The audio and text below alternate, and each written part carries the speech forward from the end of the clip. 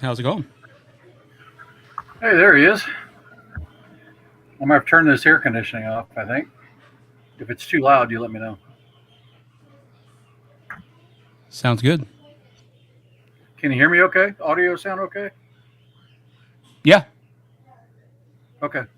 It's gone through a couple different options on mics, and I'm not sure exactly which one it picked up. It's hard to tell. The webcam tried to take it over. Yeah, mine does that too.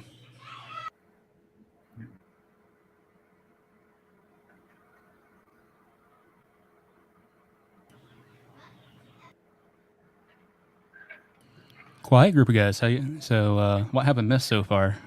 Seeing as I show up fashionably late, right? There we got to get that displaying the right symbol there. Echo's quiet.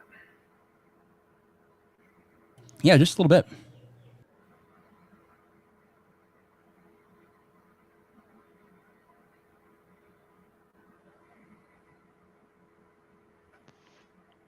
Can you Got a hear me? bunch of new toys tonight. Yeah, now we can. Yeah. My headset was acting very funny. So, yeah. Hey, there you is. Evening, Echo. Hey, brother, what's going on? I'm up here trying to cool my shop down. Being gone out of town, looks like my air conditioning shut off. Oh, It's hot. did it shut off for a bad reason, or did you just not have it on? Well, I think I had it on, but who knows? I was rushing to leave town, so. So, were you able to meet with barbecue yet? Well, just briefly talked. I really haven't met him before. It's good to meet you. You as well. Where are you from? Pennsylvania. Okay. I just got some products from Pennsylvania. I'm from Indiana, southern Indiana. Oh, okay. Cool. Just got back from a long trip to Georgia. Oh, yeah? Anything good down there? Granddaughter and daughter and son-in-law. Oh, Brought yeah. my Nice granddaughter little trip. daughter back with me. So Nice. they're back here. Spent $600 on fuel to get there and back. Ooh, goodness Diesel gracious. RV. A pusher? No, it's a Mercedes Sprinter van, Class C kind of size. So it's like a 3-liter diesel, and for an RV, 13 miles a gallon sounds okay, but when you got to go that far, it gets expensive. It gets very expensive, yeah. Is that the turbo model? It is. Yes, I'm very familiar with that motor. It's got nice power, really nice power. Oh, yeah. But at $5 plus a gallon, it hurts. It does. It does. And as the price of gasoline gets closer to diesel, I'm just like, my God. Oh, yeah. Yep. Horrible. So were you able to get a roll call yet there, roll call? Oh, you wanted to pull one? I say if you want, I can try and struggle through it. If you want to try, John, go right ahead. Yeah, sure. I say because I've got the screen zoomed in a little bit extra large than normal, and we'll see what. You want me to blow you up? No, who, me? Yeah. Nah, that's all right. I don't even have my camera on. I say. I see what you're saying. I look awful right now. That's say if a homeless guy saw me, he'd be like, "Oh well." You see this? That's why you see this. Yeah. Yep. Yeah. If a homeless guy saw me right now, he'd be like, "Oh well, man, that guy's made some poor decisions." Yeah. Yep. That guy's made some poor decisions. I love it. So we got Pony 47, Kingpin, Echo's Reloading Chamber, of course. Andy 79Z28.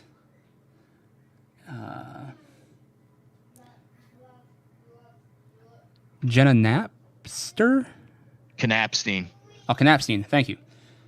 So, good evening. Sorry that I hacked your name. If Echo has not filled you in, I too am blind, and all my vision is in my periphery, so I'm still trying to learn to read by actually moving my head. instead of my eyeballs, which is not as easy of a task as you would imagine, breaking that muscle memory. But then after that, we got DJ Play Nice out there, as well as New York Outcast. Looks like CW is out there. Trying to make sure I don't miss anybody here, but you know how that goes. Uncle John, good evening, sir. Good dude there. Got Low Ballin' Outdoors. Really enjoy that guy's channel. Yeah. Really good videos over there.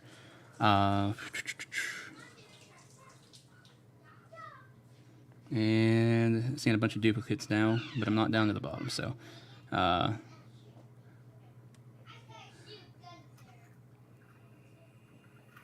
Dale Pogue. Sorry. So we got Dale Pogue out there, and I told you, we're all suffering here. Some more than most, I apologize.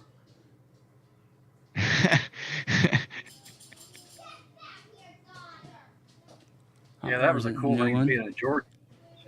They suspended their gas tax for a little while. Oh, really? Yeah, I saw that. Somebody to kind of offset. Nice. Yeah. That's awesome. We got Harold Farmer out there as well. And then that brings us up to the bottom of the list. All right, brother. Well, I appreciate the effort, too. Yeah, I try. Yeah. All right. So, folks, we appreciate everybody in here joining in tonight and hanging out with us funny people, with two blind guys and a guy that likes to mess around in his shop as well. So Hazzbro, brother, what is your channel about? What do you go into? What do you do? I know it's firearms related. Yeah, I just my channel is about what I like, and hopefully other people like it. Some do, some don't. It's typical, but I've been shooting.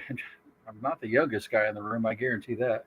But I've been shooting for a long while and just sort of thought, well, I'm having fun doing it. Why don't I just show a little bit about what I do? So a lot of it's about reloading, trying different loads, trying different calibers and rounds, building rifles as much as I can show. But it's everything from old stuff to, kind of the latest stuff that I can afford that came out anyway. And just trying all kinds of combinations. And then like Echo, in doing that, you get all kinds of tools, right, to get better and better. And one of those was the Anneal's machine. And, it's like it worked great, but there were things about it I really didn't like. So I just kept working and kind of shared what I was doing when I was doing it, if that makes sense. Yeah. And obviously it took up an interest because I was looking for aftermarket parts for the Anneal's machine because I knew somebody had to have a better design for the wheels, or at least an idea of how to make something for it. So where else to look but YouTube? And I type in Anneal's machine upgrades and hit search, and bam, your channel came up. So I immediately turned you on and was watching the video and was like, well, this is exactly what I've been looking for. And I was like, hold on, let me subscribe to this fella before I forget. And I was like, that's an awesome, that's just a really good thought out way to insulate and also thermal insulate the wheels so that the heat wouldn't travel down the body of the case and melt the wheels. And in the intervention with your metal in holding the case actually lowers the temperature of the brass, so it serves a couple purposes. Yeah, that's I'll throw that up on the bench here. I threw a few other things I got this week while I was out, but and show. But yeah, it really does help. And the reason it helps is my background, I'm an engineer, right? And so, but my background is mainly with plastics, but with plastics, you got to deal with heat all the time, right? Different ways. And I just looked at that thing going, well, I really appreciate the creativity of using a 3D printed wheel, but a plastic that close to a torch with conduction of heat also is just not the best idea. It's like, and I'm not sure solid aluminum was either, because it would just heat up and conduct right to the shaft, to the motor. So I sort of thought about it a little while. I thought, okay, there's three types of heat, right, that you get. It's conduction, convection, and radiation, right? Three fingers. That's these three fingers in there. And so I thought, well, if I space the shield away from the wheel just a little bit and limit the contact of the shield to the shaft, then it's going to stop conduction and convection, heat directly going through the metal, heat going up in the air, and radiation, because the shield will then block radiation form of heat energy going to the plastic. And it surprised me how well it worked, because I thought, well, I'm going to start really close, and I left it like a 1/16 of an inch away, and it's just as beautiful. Those wheels, you can touch them afterward. I don't ever tell anybody to do that, but I did, and they're not hot. The hottest one I have is like 112 degrees Fahrenheit. So, which is just over body temperature, really. I mean, if you, of course, if you were running 112 degree temperature, you wouldn't be doing it too long. But the bottom line is, you can easily, that is definitely touch safe, that temperature. So that's more than safe for plastic. Yep, and even that aluminum was that temperature, on the shield. It was even better. Right. So if you actually bump it, you're not going to get burned. Yeah, so that is awesome, because the thickness of now the wheel covers, they're aluminum. They are. Okay. A pretty heavy gauge aluminum, but they're aluminum. Okay. Basically, and then you use a washer to space the shield off of the shaft and off of the wheel itself, so it doesn't radiate and conduct that heat through the actual metal parts and put it into the wheel itself. So that was an awesome idea. I mean, I'm going to go ahead and I'm just going to make a little bit of room here. Hang on. I'm going to set the unit up here. All right, I'm going to blow you up. Yeah, give me 1 second. I'll do it. All right.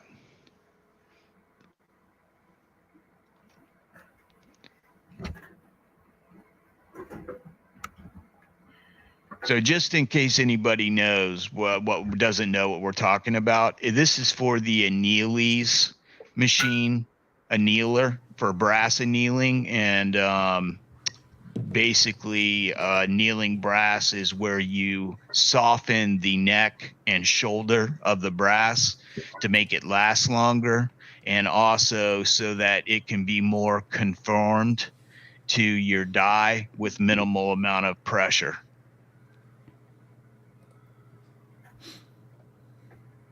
Let me get that a little bit better. I'm normally using a GoPro or SLR, but this webcam I think will be all right. Okay. How's that? That looks good. So here's what we're talking about. That's the aluminum wheel.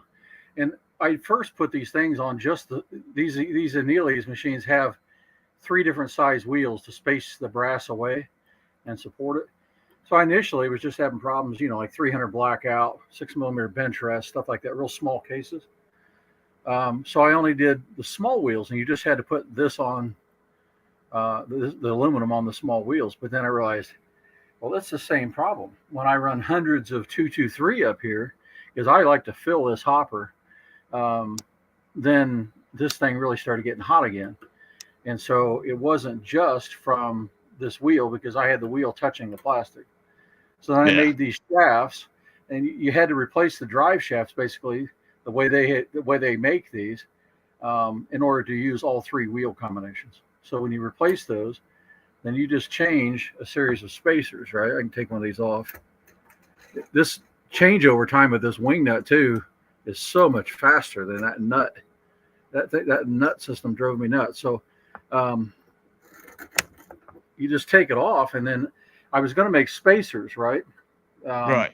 Because you have a longer shaft and to get the wing nut to tighten up. But I thought, I machined some, and I thought this is going to take forever. It's going to be horribly expensive. So why not just put some nuts on there like that? And Right. so a combination of nuts and a couple of these washers, all you're doing there is spacing it away from the wheel to where you can get the wing nut on it and keep the wheel off of the plastic. So when you do that, then it's super simple and fast, and you can change the wheels, both of them, in like 30, 40 seconds. And you just tighten them back up. I just hold my finger in there and done. So that solves it. And I was really happy, and I thought, I had a friend of mine goes, you ought to show that. And so I started a little bit of a video blog and how I was doing it. So, and that just kept going and kept going until I finally came up with something that worked for all three wheels. Yeah, that's amazing the way that works. And I'm going to do my machine probably tonight. I've just been absolutely amazed at when I did the small wheel conversion for just the small wheel. I basically had used that for some 300 black that we did, and it worked perfect. And I was like, man, I should have ordered the entire one for all three wheels. I was like, well, at the time you got it, I probably didn't have it. Yeah, right? You didn't have it, and it came out like a week after that, and I was like, look, this is, we need to do an interview with this guy, and also we need to start promoting his product. I've noticed that a lot of people in the industry and on YouTube here are very interested in the Aneles machine. A lot of them have it, and another good machine to have is the one that Elfster does, which I promote his products too. Either of these machines will get your job done. The reason why I went with the Aneles over Elfsters was the simple fact is that I'm sight impaired, and I didn't want to have to deal with holding one case at a time. I wanted to use the system that it had to hold 100 or so pieces of brass and do it all, so that all I have to worry about is the I Love Lucy part, is catching the hot brass and putting it in a safe spot. Yep, that's a good thing about the Aneles, although I think they're not shipping it with a little metal bin anymore, that you catch them with. Yeah. But a lot of people use, baking trays or whatever, and that's fine. But you can see, like here, maybe you guys can see this real well. Let me put them right there. There's a big difference on these two cases. Now, this one's been smashed, a wonderful reloading job I did. But that's 6.5 Creedmoor in a brand new Peterson case, which really ticked me off. But normally it's a little bit longer, but you can see the problem there and why they have different wheel sizes. Because if you had one wheel size and you put your torch right there, you're going to melt the wheels, right? The torch will just be too close. And so they have a smaller wheel that goes on, whereas like this one, you drop in, no big deal. It kind of can sit right there if you can see that. Oh, yeah. And so that supports that one just fine. But still, when it comes down to here, I don't have my cable out to plug it in, but that torch will hit that out far enough away from the wheel. It's no big deal. But so that was a pretty clever. I mean, it's a well-designed machine, and it's really built to run a lot of parts. I mean, a lot of cases, and that's why I just load it up and let it run, do something else. Yeah. Mm-hmm. Exactly. There's one limit there. What was that? Oh, I say I can't knock the design of the machine. Just there's that one limitation there that. You can kind of easily melt these wheels, and they just keep putting out videos that show, well, hey, it's just your setup and your torch, and well, in fact, it's not, because if those cases transfer the heat back, your torch setup doesn't mean anything. So Yeah. I've run it for a long time without the wheels, but my wheels were getting messed up, and so until I found a solution, I was going to have to buy new wheels. Yeah. In fact, what started me on this thing, right, was I was going to actually 3D print my own wheels. I thought, well, hey, why not? I could do this. And then I thought, I still got to solve the problem. Yeah.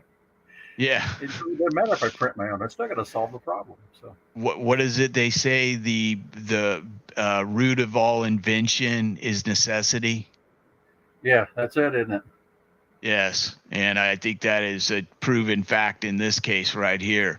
The Annealy's machine does a lot better with the insulation plates because, and the funny thing is, they've got a machine out now on Amazon, and I believe Andy79Z28 brought it to our attention, and he was saying that I think it was the ugly annealer.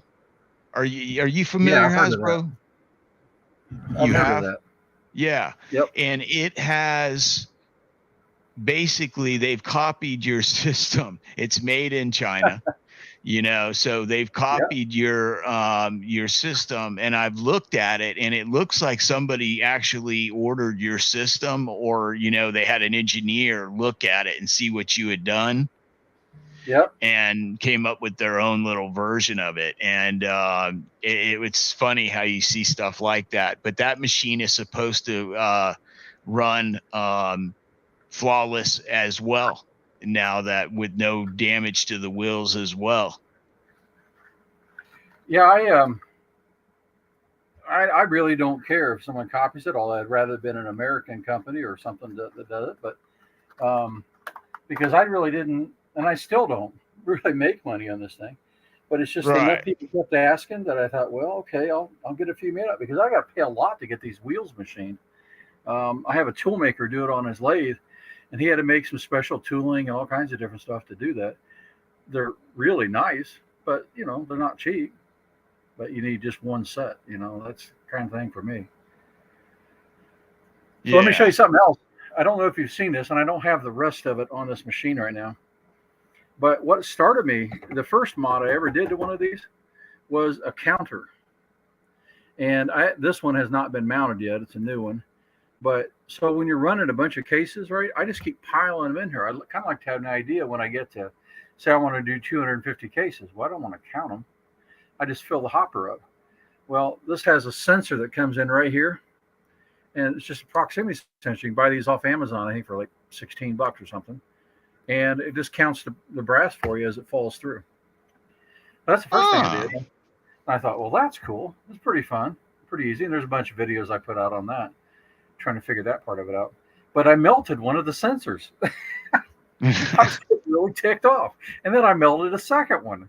And it's all before I started working with the shield and then this mag torch. This mag torch is awesome. It makes a tiny little flame. Between the two, then, I don't melt my sensors, but I haven't put one back on yet because I've bought 3 of these things now. Anybody needs a spare one of these, you let me know. What's the other one I've melted? Oh, wow. That works really nice. And in fact, then I took this idea and I put it on my Dillon 550B to count rounds coming out. Oh, and so now you can count. Now you have an ammo counter production. Yeah. So it's like, you know how you get going on a Dillon or whatever, you can screw up a primer, screw up a case here or there. And then you got to go, well, that was 100 primers. I put in another 100. How many do I have? Well, I don't have to count anymore. I just keep going, Oh, so it's kind of stuff like that. I just try to do things that interest me and make things a little easier if I can do it. Yeah. I'm definitely behind you on that, because if you notice, most people that find problems with stuff, they're usually very much, involved with procedure and if the Annealy's machine, if you're doing long cases, and as long as you're not doing an exemplary amount, it will work fine. But as soon as you do 100 pieces of brass, that's about where it starts heating up the wheels, I've noticed. And, Yep. especially when you're talking 5.56 223, that brass is already short, and it starts getting too close to the neck and the shoulder. So it's really starting to gobble up that heat. That's exactly right. That's just about what I found. And of course, the shorter cases, it's worse than longer cases, depending on how you have your torch set up. But you can certainly roast them with having the torch set up wrong. But I'm really particular. I've never burnt a wheel from a torch setup, and so there had to be something else going on. And so I sort of thought about it, and think I have it figured out anyway. Oh yeah, it seems like you have. I mean, I haven't burned any 300 blackout, and that's pretty darn short. That's pretty much 6mm bench rest length. I think I have it blackout. Well, I just dropped one, but I had one.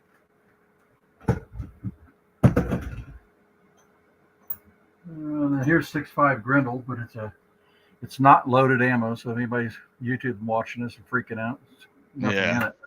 6.5 Grendel is really short too. That's the standard, it is. That's the standard wheel. If you can see that case, if you annealed it, would burn your wheel no matter what. Yeah. Because you'd have to have the torch way back here. But we put the small wheel on there. You're perfect. But that real short brass you can go through a lot. And evidently, a lot of people have gone through a lot of wheels. Because I've actually talked. I talked with the fella at Annealy's, and he says that he sells wheels all the time to certain people. They keep calling back because I guess he's got some what we used to call problem children. Yeah. And that's just a term of endearment. But somebody that does a lot of brass, or just constantly is getting it really close to the to the machine. Right. It's funny. I turned my head away to grab another piece of brass put on there, and I heard you talking and said, it sounds like a person that does a lot of grass. I thought, what's he talking about? No, grass. That could also make you mess up your wheels.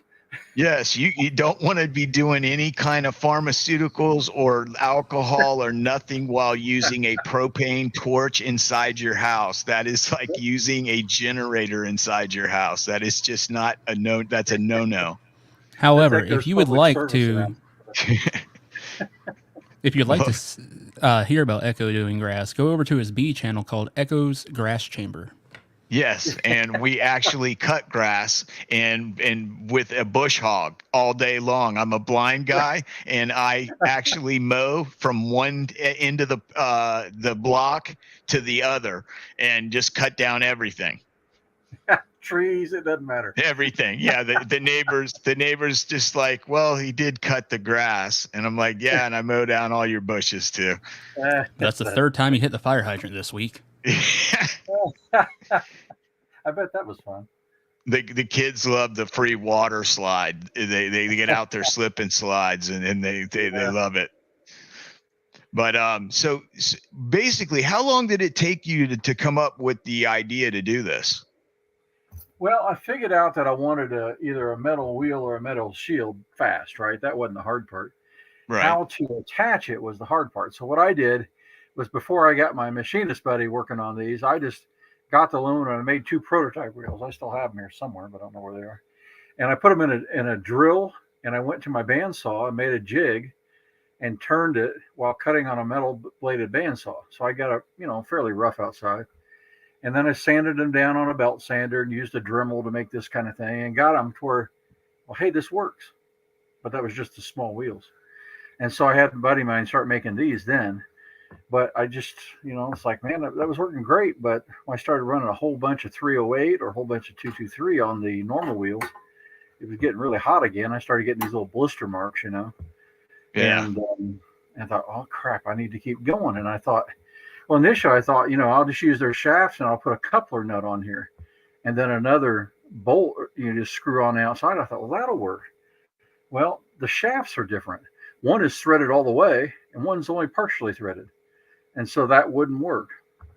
Then I had to come up with a solution for both shafts, and you can see that in the timeline of those videos. There's probably a month where I'm going, what am I going to do? And so I finally decided, okay, I got to tackle the hard part and make new shafts. So I took the machine apart, figured out what they had done, and then went and got basically longer components and remade these shafts so they'll work with all the wheels.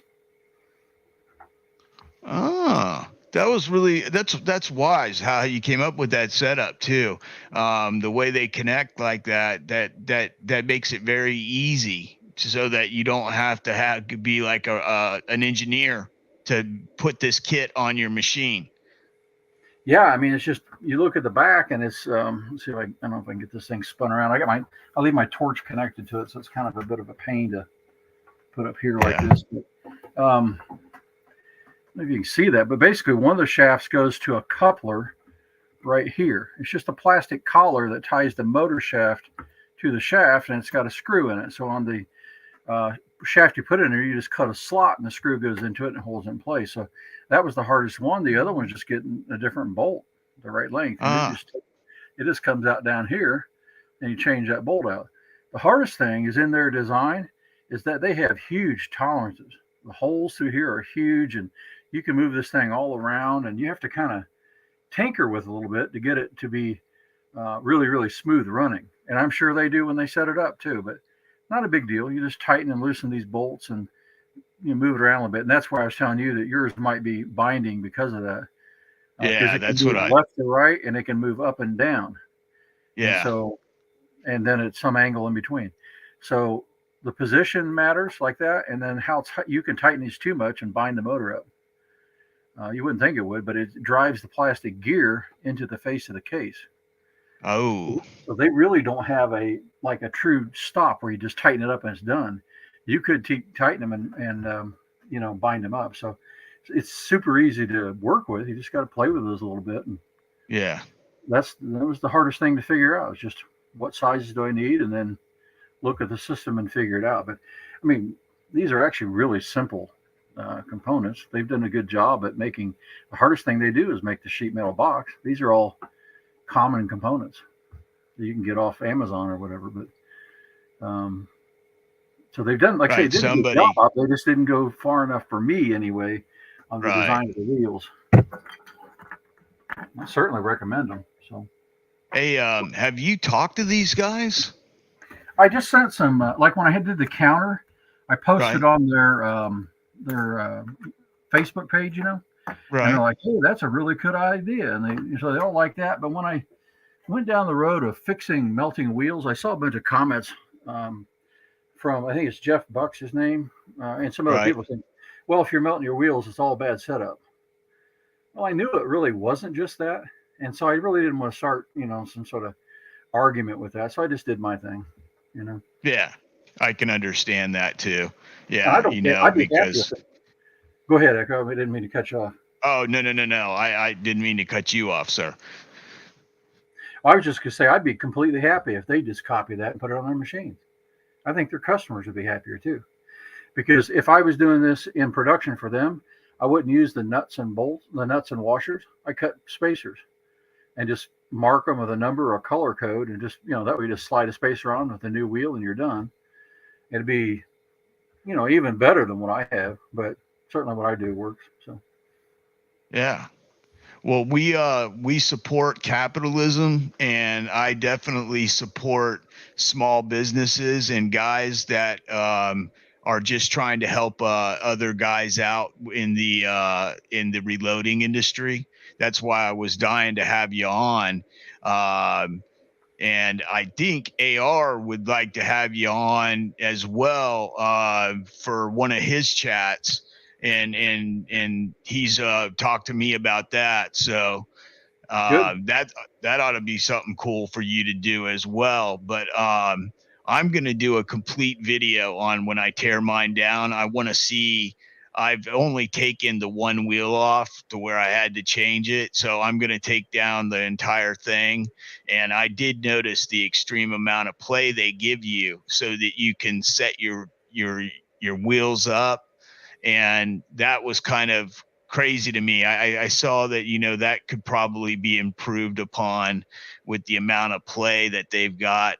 But I don't know if that's just maybe the motors themselves have to have that much movement to I'm sure the prevent. gears do, because there's backlash, right? You got to have a little bit Right. of free movement in those gears. Too little or too much is a problem, and that's probably just what they do. They leave that little bit of extra tolerance in those holes so they can dial it in for you before they ship it out, and that works. It works for them, right? They're doing well with it, but it's just when you switch it out, you have to do the job they've been doing. So, not a big deal. It's not that hard. Yeah. And if not, you have a video on how to do it, don't you? Yeah, I sure do. Yeah, in fact, I'm gonna. What I've been doing is on those videos, I put a link in there to eBay just so people can get them from me. And I sold the very last one last night. So I've got more of them. I just got to package up and get ready. But you'd be surprised. It's like, I don't know how many of these machines these guys sell, but I've sold over 150 of these things to different people. Oh yeah, because I mean, just when I heard the idea of what your thing did before I even saw it work, I was already much intrigued. I was like, because of the way it stops 3 different types of heat migration, I was like, this guy's put some time and some actual thought into how ovens transfer heat and how steel transfers heat and how alloys transfer heat. And basically you're using another alloy to stop the heat migration. Yep. That's pretty much it. Yeah. You're right. You think about an oven or a piece of steel, right? You have a torch directly heating the piece of steel. The steel conducts the heat, right? Right. But then the heat comes off into the air. Well, it heats up the air around it, and that's convection. Right. And then you can imagine it's glowing. You could put your hand underneath it, so you're away from convection and you're not touching it. There's no conduction, right? And you'll still get burnt, and that's radiation. So that's part of my work, So it's what I kind of thought, oh, crap, this is just go back to basics, right? And there you go. Well, I think you've come up with an awesome idea, and I'm with you. The tip made a difference, big time when you come to the smaller, basically a true pencil flame. The Brunswick tips are good, but they weren't designed for pencil type work. They were designed to heat up copper pipe with so that you can lead solder joints. And that's that's what they were designed for. So, and while you're talking, Echo, I'm going to fire this thing up so people can see the kind of pencil flame we're talking about. Yeah. I won't turn the machine on, but. Yeah, but what this does is the pencil flame just basically is a much more intense heat, but it's dialed into a much smaller surface area that it projects that heat onto. So you don't get migration of heat to into the shoulder or into the body of the brass and back into your machine. And, it's a smaller flame area when it hits the case, so you can control really precisely. It might slow you down a little bit, right, on your speed. Right. But it's like you said, that little teeny tip you can really control well. So I'm going to shut this thing off or I heat my wheels up in one spot. But it shouldn't hurt them. But anyway, you can get the idea. And this mag torch I bought off Amazon too. It's just, I thought, well, it says it's small. I bought 3 or 4 of them, and that was the best one. So. Yeah, I've got in my original video on the Annealy's machine, I've got a link to your eBay back then and all that. And what I'm going to do after this is I'm going to have you send me the link to the eBay store that you set up for this next run of merchandise. Yeah, and I will post that in this description box and in the chat. Pin it in the chat. so that anybody else looking for this fine piece of equipment manufactured right here in the USA by a U.S. citizen, good old America ingenuity, and an engineer to boot. I mean, they're actually good for something once in a while. Yeah, exactly. It's like attorneys. they're only really good when you need one. I'm just joking with you, of course.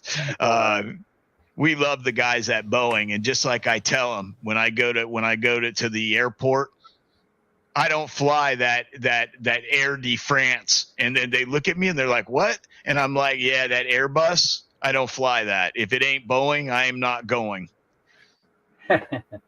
That's what they always look at me weird, and I'm just like, trust me, I've flown. I have come in with one engine burning with a Boeing before and sat down with no problems. And oh yeah, that's also my background. I'm a pilot. Awesome, brother. But not commercial. I've flown up to a King Air twin engine turboprop plane. But a company I used to work for paid me to fly their Bonanza, and so that was awesome. And so I know what you mean. It's like, and the thing I don't like about Airbus is pretty much they're all fly by wire. Yeah. So you have a bunch of redundancy. But I just don't like the idea of not having a cable backup, you know? Yeah. If all else fails, I want something physically to pull those surfaces with. And as far as I know, their big ones don't. Yeah, they're all wire. It's like an F-16, and we all know that those went into a little bit of cable fraying problems from the electrical cables fraying and causing some serious problems. But those guys, thank God, had a way to get out if they needed to. But the bottom line, but I'm right with you there, man. With the pilot's license, that's cool. I have a friend's father that used to have a Skyhawk 192. And we used to fly his 172 and a 192. And I think the difference was one was a 6-cylinder and one was a 4-cylinder. Lycoming motors. I've flown. I got a lot of time in a 172. I don't know about the 192, but yeah, I know the 172 well. But yeah, that's really neat, man. Barbecue, do you have any questions, brother? Right now I'm just tracking down some links. I tracked down that video for the heat shield kit, and I tried to post the eBay link, but the eBay link is like 350 characters, so cannot post that in the text chat. But so I am working on posting the link to that video, and then if people look in the description, they'll find the eBay link. Okay, awesome, brother. I appreciate all the legwork you're doing tonight. I try. If I'm going to be sitting here, might as well not just be trying to look pretty, make myself useful. Well, you always do that well. Yes. Barbecue always looks sitting pretty. If that's anything like Big Johnson, I don't want to see it. No, nothing like that. Nothing like that. There, but I'm not even wearing shorts. It's like I don't even want to hear it. Pork and chicken, nice. But so that slop that you guys were talking about, would there be any way to just modify a washer or anything to help clean that up? Because I'm not 100% sure what that looks like on the backside. So that was just something that was like kind of running through my mind. You mean the swap of the bolts, or just changing out the washer, the wheel? You guys said that there's some play in the wheels and whatnot. Oh, what they've done is where the bolts go through, they've made really oversized holes. Okay. You can move them like, I'm probably getting a picture, but you can move them like this or any way around. And I got so you can move the gears closer together, farther apart. You can almost kind of bind them at an angle. So you'd have to make like a collar. Yeah. All I did, and I show that in the video, but all I did is I start with one bolt, and I look at it from the front, and I get it centered up and tight, snug it up. And then I move the other side of the unit. So one's tightened, and I move the other side to center in the hole and tighten it up, and it seems to have worked. But I show that in that video to kind of help people out. Gotcha. It's kind of like how to like remedy the alignment problem, kind of like a short, quick fix. Yep. Yeah.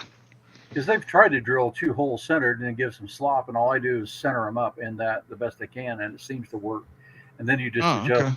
Okay. If you hear the motor kind of struggling a little bit, you just back off how much you torque that bolt up, and he'll be good. Nice. Oh, okay. That makes perfect sense. And just back off of that a little bit, and it'll freely spin. Yep.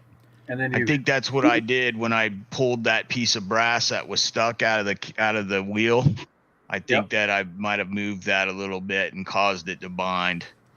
Well, it doesn't take too much because, like I say, you can over tighten those bolts so they don't. So if that thing really locked up, you could have just moved those 2 bolts, from the torque of the motor. So. Oh yeah. So I got another question. This could actually go for the both of you. When using this, what is the caliber of ammo that you find to be least difficult, where you're not melting wheels, you're not having to worry about binding or anything, just overall, you can just run it and have little to no issue? That probably goes by the size of the wheel, right? So if you run the smallest wheels, you can still run 223 brass, and it's farther away from the face of the wheel. Okay. Now, if you get them too far right, the brass just falls out. It's like it's sitting here in the wheel, and it center of gravity is too far forward, and it falls out. So that's why they have different size wheels. But so like 223 with the small wheels works. In the standard wheel that it comes installed with on it, 308's not too bad. 7mm mag will work good on it because it's just longer. But you just have to kind of see what will set in that wheel without falling out. The longer it is, the less likely you are to burn your wheels. And of course, with the shield, I don't think you'll burn them with the shield at all. But on the machine without the wheels, the shields, I should say, well, then the farther you get the brass where you're heating it away from the other end, it'll help. But Echo had a good point. After 100 rounds, it doesn't matter. Yep. Yeah, because you just start bringing that heat in. But also, when you're adjusting the flame on the brass, I've noticed that if you heat the brass harder with more flame for a shorter period of time, you will get it to glow at a quicker rate, but for less time will the heat radiate down the brass. Like if you're heating it slow and you have to let it sit in the flame for a longer period of time to get to the temperature to where you need it to anneal, I've noticed that if you adjust the brass, the torch flame just a little bit hotter and keep it in there for a little less time, it does help a little bit. But then once you get into doing 100 rounds, it just gets too hot for it just ends up radiating no matter what. I set the machine down while you're talking, Echo. I just grabbed the bags, and the next one's all set up kits for. But you're exactly right about that. It's time and temperature, right? Yeah. And that's critical. And that's one of the things I use this Temple-Act to test with. And you'll find that this is the 650. And the reason I haven't bought the 750, which a lot of people use too, is because it's like $37 a bottle. So, it's expensive. And but the stuff you put right in the flame will just burn. You can't read it. You have to read just outside the flame. Right. So sort of a trick with that. Now, there's more of these, but you see, this is the idea. And when you put it on your wheels, depending what you run, like if you're going to run, I don't know if they probably do have wheels that can handle like 416 Rigby or some really crazy 338 Lapua will run on my large wheels. You might have to enlarge this. So I just take a Dremel with a wheel and cut it out a little bit more. But it's just aluminum, right? You do with it what you want. Right. Yeah, because again, it makes it pliable so that you can kind of adjust it. If you have a custom case you're trying to fire, and plus, if you're doing those type of cases, you might be doing those one at a time, anyways. You could be. Yeah. I The mean, cost of that brass. yeah, with each piece being that much, I wouldn't want that actually dropping on the floor, or or getting dinged. Because You talk about cost of brass. The most expensive ones I've ever done was a 378 Weatherby Magnum. And this buddy of mine had this for hunting elk, and I shot it twice and never wanted to shoot it again. It hurt so bad. And I've shot quite a bit, but that gun is lightweight for hunting and it just hurt. Well, it just was beat you. $6 a shell, $6 a round, right? And that was that was probably 95 or 96. So that's a date stamp there. But I was walking through the store today and I saw a box, 20 of them up on the shelf, $134. Oh my gosh! Wow! I'll never own one of those.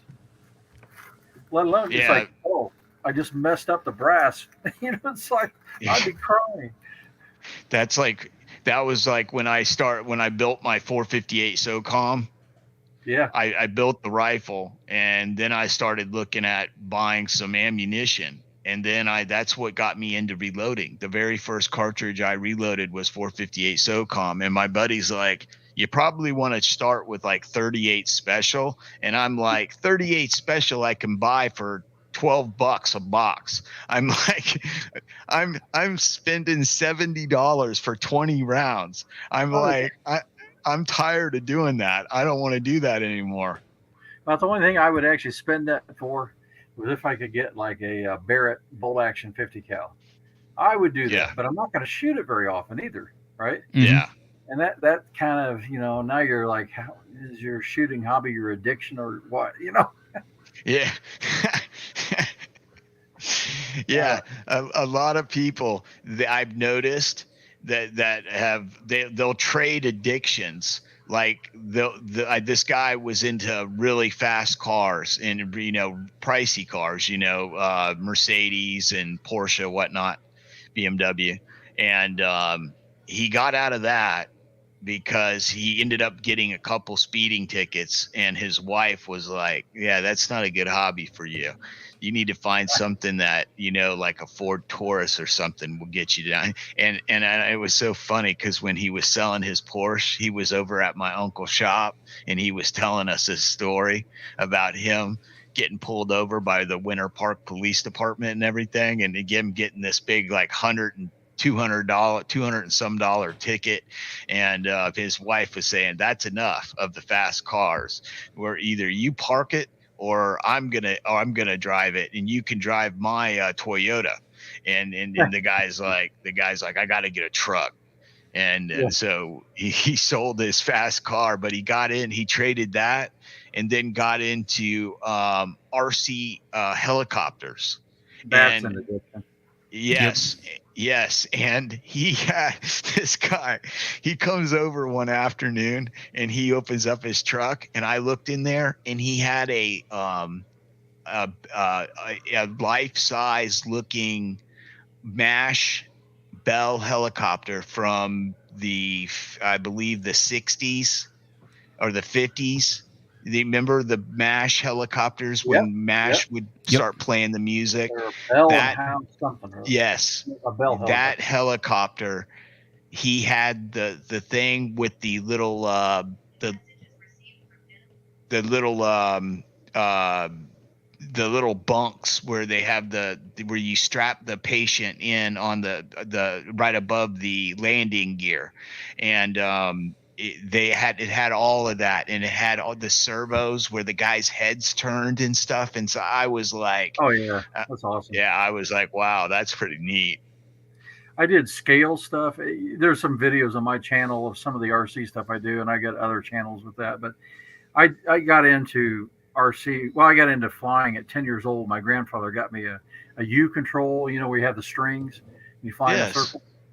And so I did that for a while, but then it wasn't until I was older and out of school, and I went to work for Apple Computer out in California, and a buddy there got me into flying RC gliders, and then eventually gas stuff, And then I just, it's like one of those things. I keep thinking, well, I think I can do something a little better. And I got into a group that does what's called 3D profile flying. And so the airplane fuselages are almost flat. They're like 3/4 of a millimeter flat, but the side is the profile of the airplane. And then you have regular wings, but they can do aerobatics that nothing else can do. And it's just amazing. So I know a lot about the guys. A lot of those guys fly helicopters too. And it's like, yeah, I just said no because every hard landing is $200. Yeah. Every crash could be thousands. And it's like, yeah, I'm not doing that, Yeah. But it's a lot of fun. I got too many hobbies. Is. My wife will agree with that. I got way too many hobbies because I do shooting. I build flintlock rifles. I was scuba diving for a while, flying airplanes, flying model planes, and 3D printing. It just goes on and on. I'm trying to focus on maybe 2 or 3. Yeah. So my addiction is having too many hobbies, I think. That might be a lot of our problems in the shooting industry is too many hobbies. We need to single our things down to reloading and shooting guns and annealing brass. And if we can stick to those hobbies, and casting bullets. I can't leave the casting bullets out. Do that too. My friend CW and everybody and Uncle Jim will get mad at me if about the casting bullets. Yeah, it's like I'm going to be doing that on the 300 Blackout, casting bullets. I already do it for my 45 and 9 millimeters. And it's like, and of course my muzzleloader, they're all cast. So. Oh yeah. Now, what BHN do you use on the on your cast lead for muzzle loaders for like the flintlocks? It's pure lead. So is that 12? It's actually lower than that. I forget. Somebody 8, probably maybe? Online can tell us, but it's like 8 maybe or 10. Yeah, really 8 low. or 10. Yeah, it's really low because the other stuff, it's like you're wanting around 16 to 18. Right. And but the muzzleloaders require pure lead. One is they use a little different steels. It'll wear your steels out. But two, when you load it, that ball obturates and seals to the rifling. Now you have patching in there, but the patching and the ball kind of seal it, and then you get some amazing velocities. And I get accuracy you can't believe out of a round ball. And then people shoot conicals. I don't. I stick with traditional black powder, round balls, and just do it all that way. Oh, that's neat though. I like the smell in the kaboom with the smoke because you can smell that black powder. There's nothing quite that smells like that. And when it goes kaboom, when you get because when you're using today's stuff like a Thompson Center and you've got an inline with what is that, a 209 or something like that, I think is a primer that they use. Big shotgun primer. Yeah. And then they've got the balls that you can just drop in, like I think they're 50 grains each ball, if that is correct, and 3 of them's 150. So if you put the 3 in there for the Magnum, and you can shoot they're basically the conical bullets that you're talking about, and it's basically a modern day rifle. I mean, they're very accurate, of course, and each time you load it, that's what's cool about it. I get a kick out of each time you load it. It's like reloading a round. I tell you, I think that's part of my shooting success over the years was starting with muzzleloaders because when it takes you, I got to where I could reload in 30 seconds, and that's really fast. But nonetheless, when you're at the range and you're loading, and it just took you a minute or two to load and clean and whatever, you don't want to just squeeze off and say, "Oh, that's close enough." You took too much time, so you sort of focus. Shoot a little bit better. Yeah, I've seen Walter posted pure lead's closer to BHN 6, and I thought it was pretty low. Yeah, thanks, Walter. Appreciate it. And I saw his comments too about being a pilot. That's awesome. Oh yeah. My ratings, I have I started with VFR, but then I went on into IFR. So I have IFR, high performance complex ratings, and that's required to fly the airplane. I was flying the Bonanza because it was retractable gear, variable pitch prop, and 300 horsepower. 200 is the regulation for the other rating, but 300 horsepower and about 200 miles an hour. So you have to know what you're doing, or you're going to end up like John Kennedy Jr. and dying, you know? Yeah. Yeah, you definitely. And now, what are you talking about flying? A Beechcraft Bonanza. Yeah, the Beechcraft. Yes, it with wasn't the the V-tail. special It was rear a moderate wing. T-tail, but yes, or T-tail. it's got the yeah. I remember the Beechcraft being a rich man's. I remember all the guys that were flying Beechcrafts were rich, and they were in the guys that were older.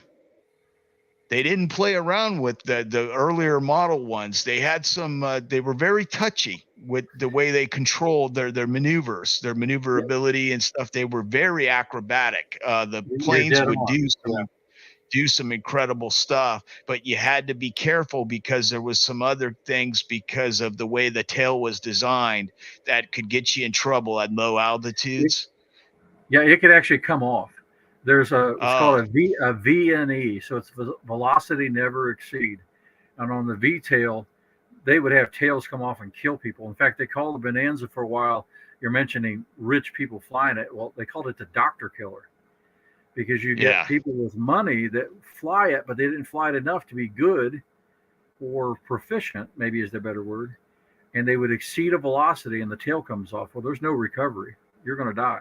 Yeah, there's absolutely nothing you can do if you lose a tail. You lose all your flight surfaces, your control surfaces. They have another one, and now this one I flew had the straight tail, so that was not as big. You still have a velocity never to exceed, but it wasn't the issue the V-tail had. They came out with a modification of a brace on the V-tail to help it, but they still had a very strict don't exceed this velocity. But the other thing Bonanzas would do, it's like if you can imagine, I really need a little airplane up here, but if this is my airplane, right, and you stall it, so you're flying very high, nose up, and you get too low in your airspeed, most airplanes just drop the nose and start down. You gain some airspeed, and you can fly out of it. Bonanzas will do this.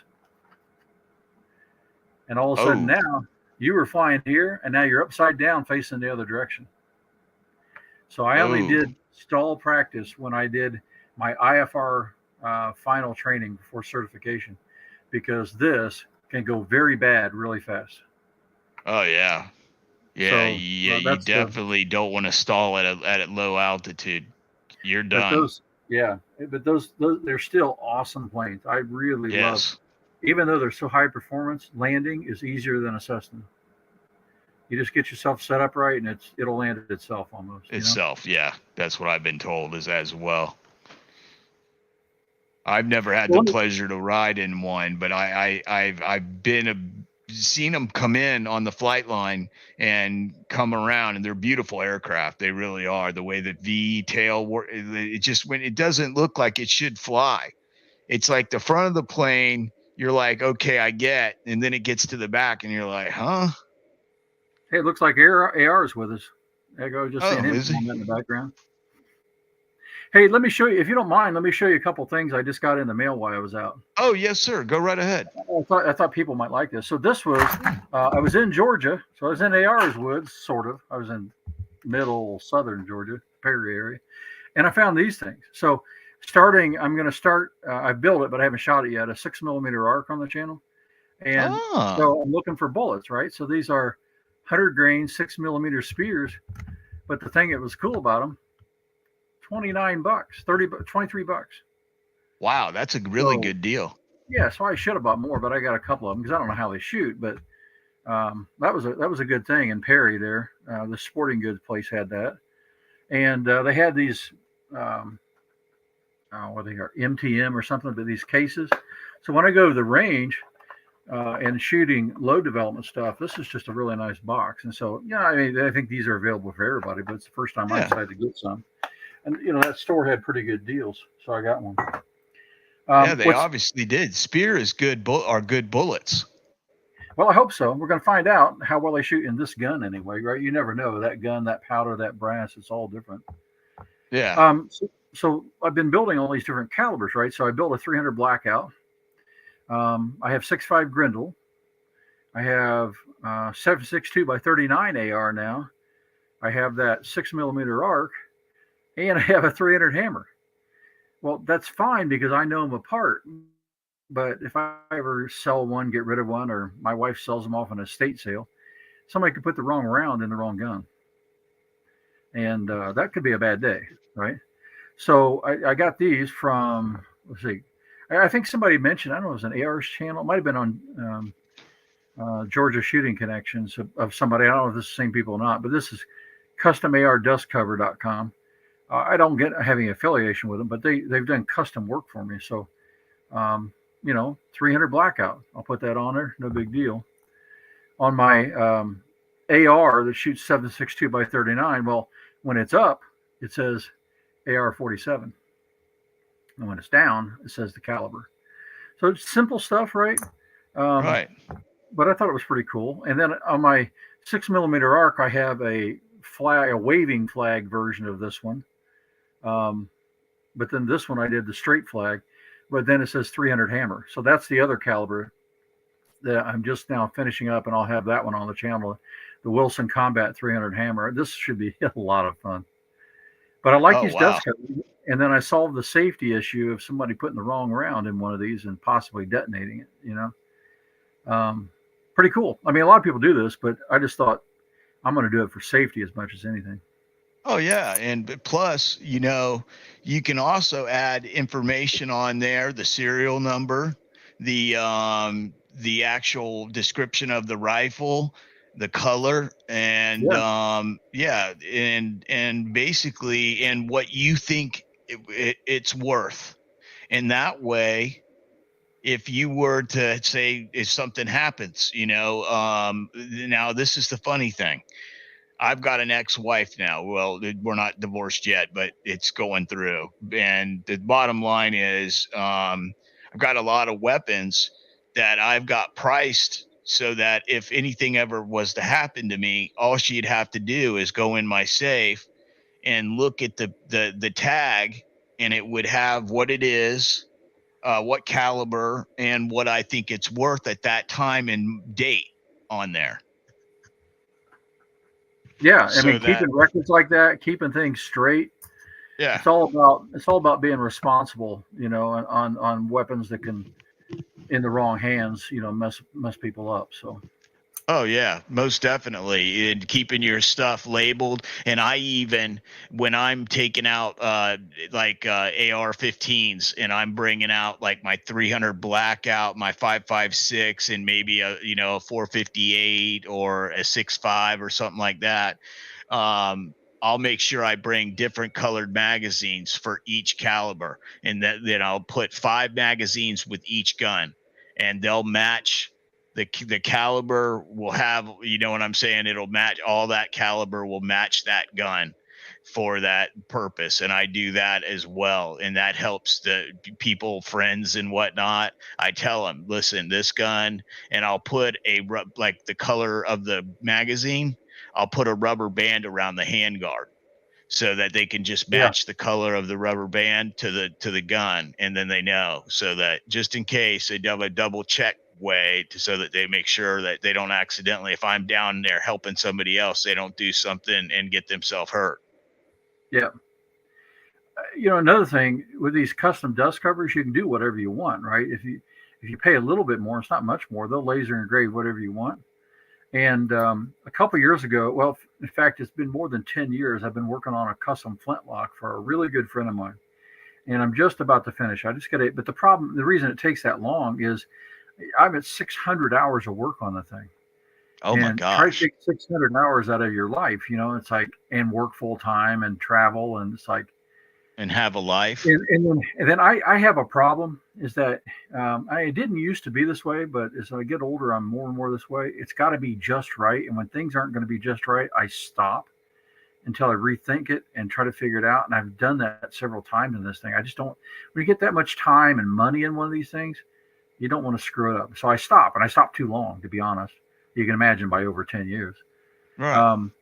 But what I did for him, and where that's leading to, is in the meantime, he had done a real good favor for me, and he had my daughter needed braces, and he's a dentist, and so he had done me a really good deal on those. And so I said, I'll build you. He says, I'll tell you what, just build me a rifle. So that's the flintlock, right?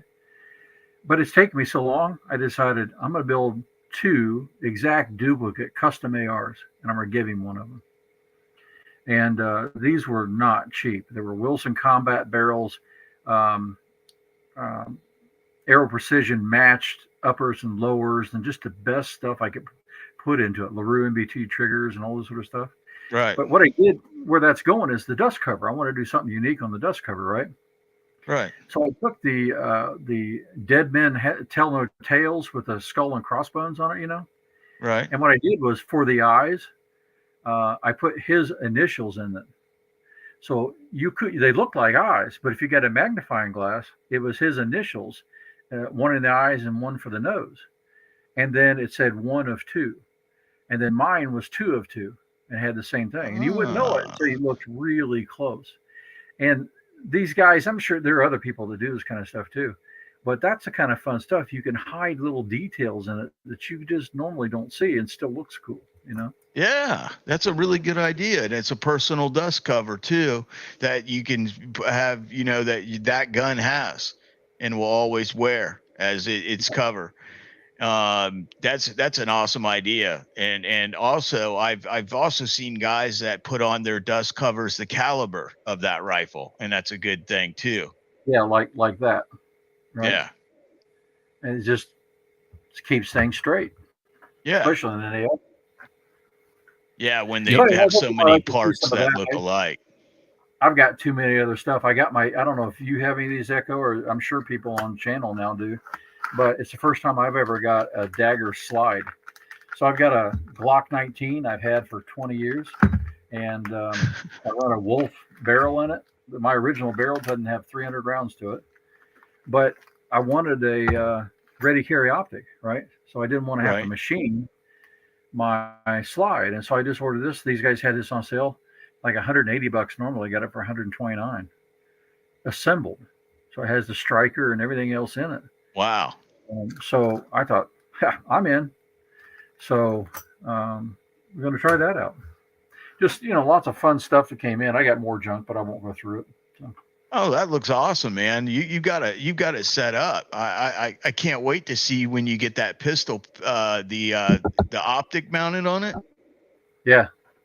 I'm just trying to decide, do I go high dollar optic or do I go something just every day? Because the Glock 19, to me, it's a carry gun, right? I have shot it trying to target shoot with it and try to use it in bullseye, or not bullseye, but practice bullseye competition. Right. Like, it's not. There are people who can shoot Glocks really, really well. I'm probably not that one. I can shoot my Springfields really well.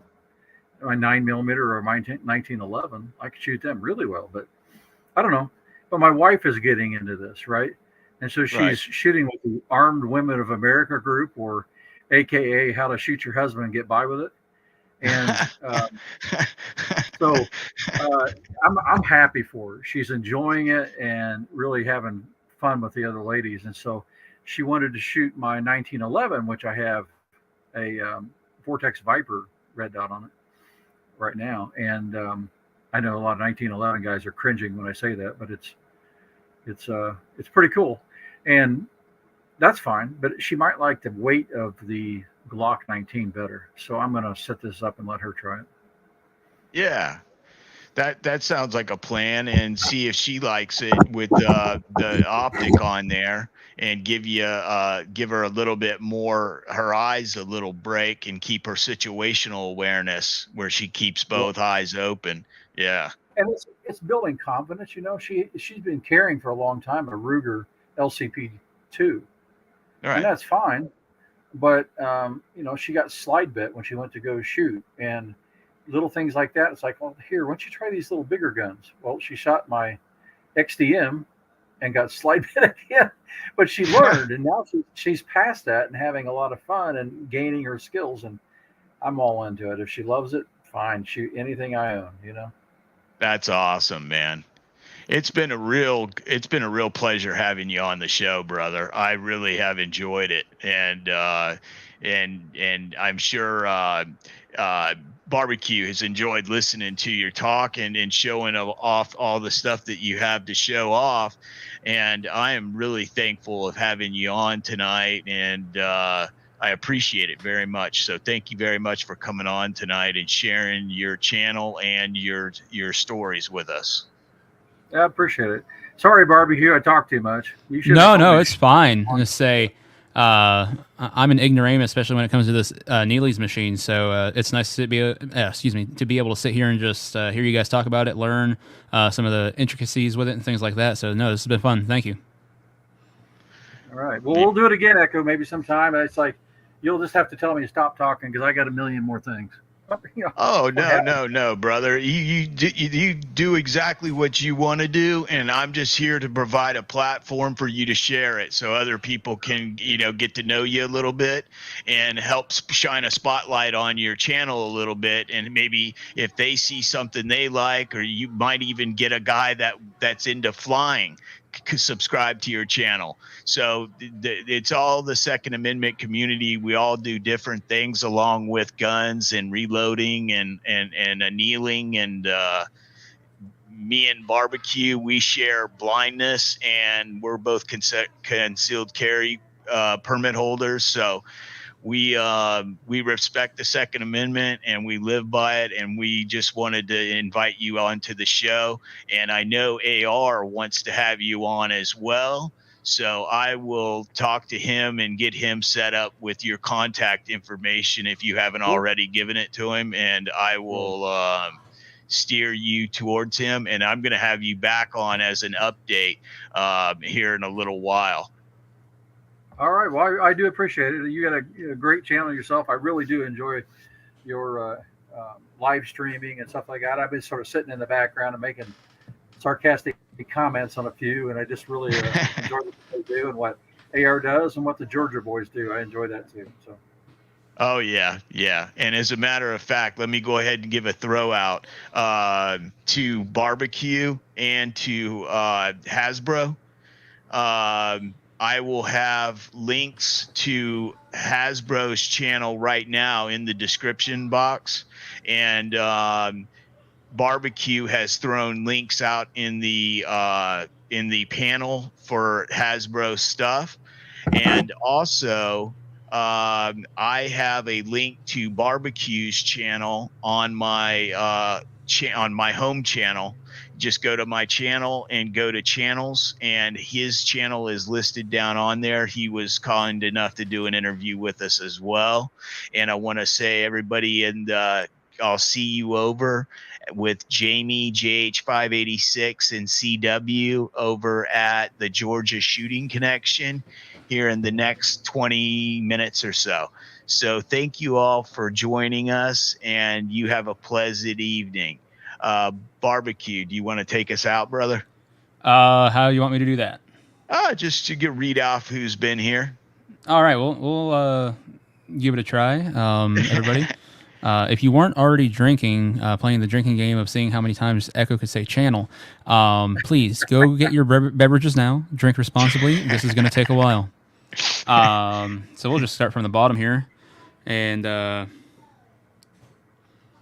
we got gun websites again. We got Single Shot. By the way, Barbecue, if you see this, we got Hipparchus. Happily to subscribe. Oh, well, thank you. I do appreciate that. Yeah, Hipparchus, AR Guns out there. Critter is that 9A, I think that it says. Tactical Fud is out there. Good guy. Water Burning. I probably should have started this from the top because it keeps jumping on me. Jason Stewart. Alaska 1. Andy.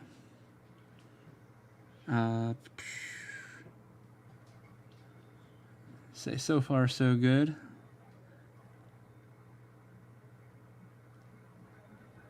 Lady Bullet Junkie?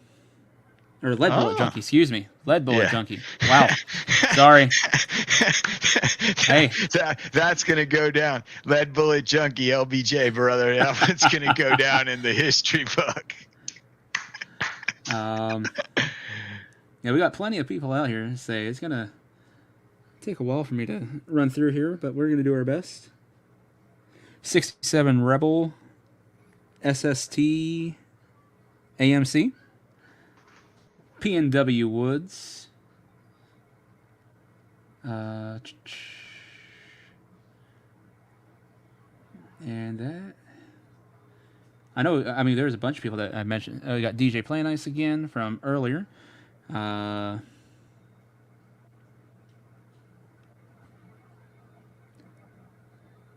Then you said that's Jenna Knapster? Knapstein.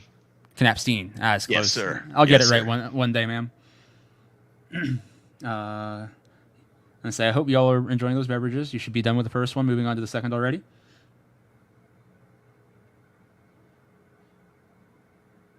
If you're on number 3 or 4, you're an overachiever. We like that.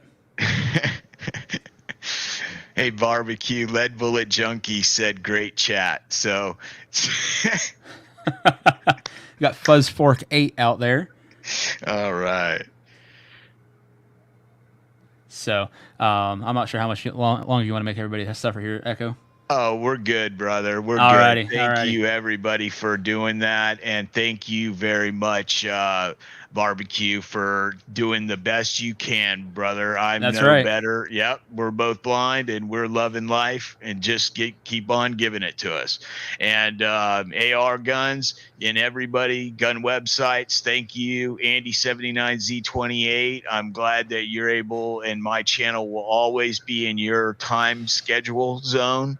And everyone have a wonderful weekend and enjoy some shooting and some Second Amendment time, and always have some fun. Always anything else? Huh? Oh, I was just going to say that giving it to us thing, pretty provocative there, Echo. You want to say anything closing out the night, Barbecue? I've got nothing. I think G-Webs is going to be going live here in a little bit with the two-way weekly wrap-up. If anybody's looking for anything to watch around 9, we got Gizzard Gary going live at 10 p.m. With Foul Territory. If there's anything between those two, I'm not aware of it unless you're into, I don't know. That's the only two I can think of that's going on later tonight. So, yeah. Could you post those in the chat? I might just tear this stuff down. I'll go ahead and check them out. Yeah, let me see what I can do here. Oh, crap. Or in the comments. Either chat me directly. I don't care. I just thought it'd be cool to check out somebody else. So. Yeah. Yeah, worst case scenario, I can put it in the side chat. Yeah, we'll just put it in the side chat. All right, there's the two-way weekly wrap-up. Get the link for that. Ladies and gentlemen, yeah, we appreciate y'all coming out and hanging out with us tonight, and hanging in there with us. And we will try to get this wrapped up here in a short time. Yep. Blind leading the blind is a real thing. The blind is leading the blind. That's what I like to see. That's right. I got two blind men leading a diabetic. That's awesome.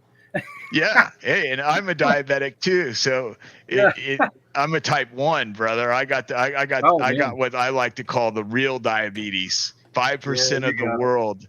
5% of the world has type 1 diabetes. The overachiever diabetes. Yes, I'm the overachiever diabetes. So the first link out there is for the two-way weekly wrap-up with gun websites. And then we'll get Foul Territory up here in just a hot second. Yes, and Andy79Z28 is putting out there to go to the Georgia Shooting Connection next. Coming on. Yeah, well, they coming on next. Yep. But then later on, we've got gun websites with his show on the 2A wrap up for the week.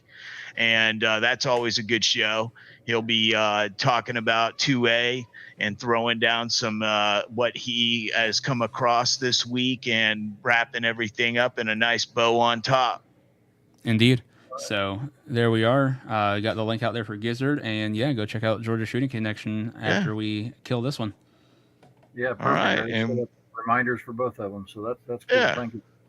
Yeah, Absolutely. no problem. And once again, thank you, Hazzbro, for coming on, brother. And I will get your information over to AR Guns so he can have you on as well. All right, thank you. Yes, sir. You have a nice evening, and I'll see you backstage. And ladies and gentlemen, thanks for coming in, and you have a great rest of the weekend and a great night tonight.